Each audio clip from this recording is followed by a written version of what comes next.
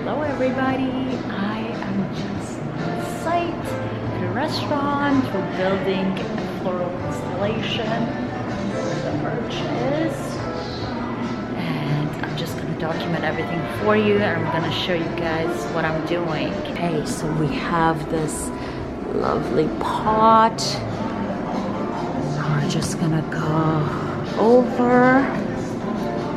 I have cut these chicken wires. It's just gonna go on top. I'm gonna nail it down. And I'm gonna show you how I'm gonna secure my chicken wire in there.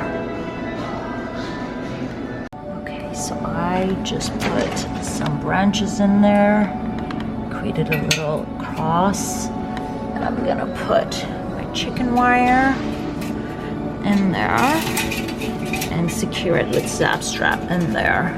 So, and then we're gonna use nails on the wall to secure everything else. Okay.